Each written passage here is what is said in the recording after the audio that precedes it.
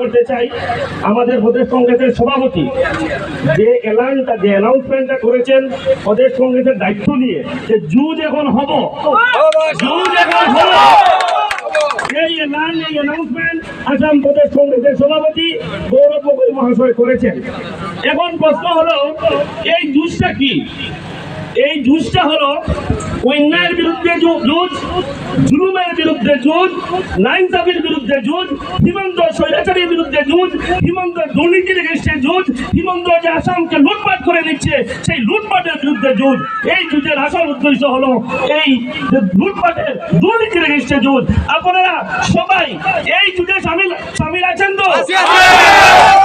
এই যুদ্ধে সামিল আছেন তো?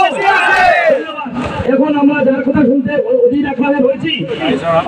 আচ্ছা, আমাদের যেটা প্রোগ্রামটা হলো আসল এটা যে আমাদের প্রদেশ কংগ্রেসের সভাপতি উনি আপনাদের কথা শুনতে এসেছেন। আপনাদের সমস্যা কি, আপনাদের অসুবিধা কি আমরা পূর্বেও আলোচনা করেছি। তাই আপনাদের এই উত্তরাঞ্চল ডিপি থেকে জানকিবাজার থেকে দুই একজন মানুষ আপনারা সিলেক্ট করে আপনারা বলুন আপনাদের এই অঞ্চলের অসুবিধাটা কি। এখন বুলবুল ভাই বলবেন। আমার অনুরোধ থাকবো আপনাদের কাছে, কেউ টিকিট দাবি দিয়ে কোনো বক্তব্য রাখবেন না। এখানে যে সমস্যা আছে ওই সমস্যা নিয়ে আপনারা বক্তব্য রাখবেন। ধন্যবাদ। মই উত্তরাঞ্চল ডিপি মন্ডল প্রেসিডেন্ট। মোর বুথ ইয়াত সেন্টার আছে দুটা 9-10।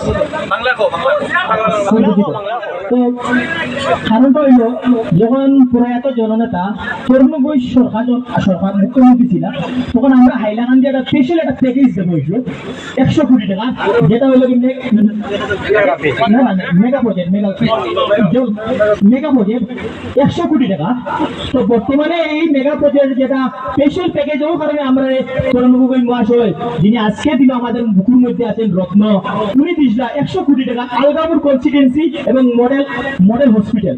কারণটা হইল গিয়া এই যে যখন দেওয়া হয়েছে আমরা এখানে বাই ইলেকশন হয়েছে, প্রয়াত জননেতা শনিলাম চৌধুরী মারা গেছিল, তার পিছনে যেমন আমরা মন্দির এখানে এমএলএ মারা ছেলেচোর মোকাবিলা হইয়া প্রায় লগভগ 900 কোটি এখানে জিতেছিলাম। তো আমরা একটা প্রজেক্ট দিয়েছিলাম 100 কোটি টাকা। বর্তমানে আমরা 14টা জিপিতে এই পানীয় জল থেকে আমরা বঞ্চিত। আপনার কাছে অনুরোধ পার্লামেন্ট কিভাবে আমরা এই 14টা জিপিতে জল পাওয়া যায়।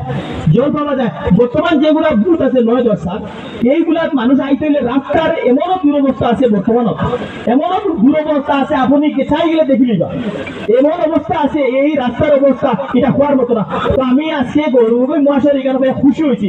একটা জিনিস আমি আমার গৌরব গগৈ মহাশয়ের আমি একটা জিনিস জানি, কংগ্রেস যে দল হইল গিয়া এটা আদানির আমদানির কংগ্রেস যায়,